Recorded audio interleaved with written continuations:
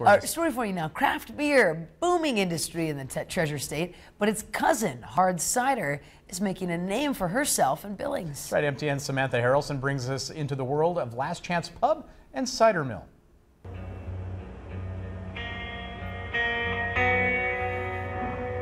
It's about a year that we had this idea, and Sam Hoffmann, the owner of Red Lodge Ales, Jason Corbridge, our chef, and myself got together to see if a cider mill or a restaurant like this would be viable for the community.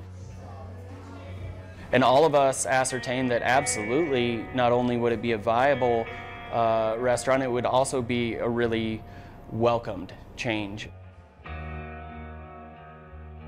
Craft beer has been booming for well over a decade, and it continues to. To me, it's the new mom and pop shop of America. It seems like it's a really good vehicle for people that just want to get into the business world to put their best foot forward. If they have a good product, they can usually last, which is great. But with the same exact, alcohol, same exact avenues that you're already selling your beer, if you find a new offshoot, which in our case it's cider, you can sell a brand new product to an already established base that we already know is willing to take risks on what they eat and drink. So the market seemed primed, and we decided to tap it.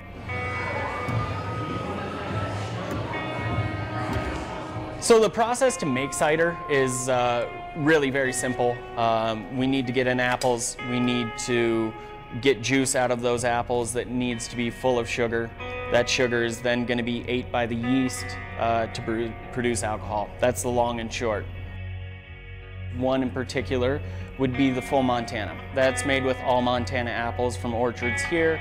We use Montana beet sugar from the beet factory here in Billings. And the idea there is, yeah, let's be local, but let's do it in a very true way. Let's pick these apples and these certain varietals to make a cider that is, in our idea, kind of a perfect image of what people think of when they think of cider. Our food is, not to overspeak, it's resplendent.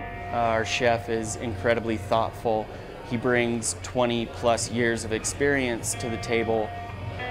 We don't experiment with our guests. It's something we feel very strong about. Our honeymoon period, plus opening at a very peak season, we ran 110% for about 3 months. And that excitement, I mean, that electricity probably still hasn't worn off.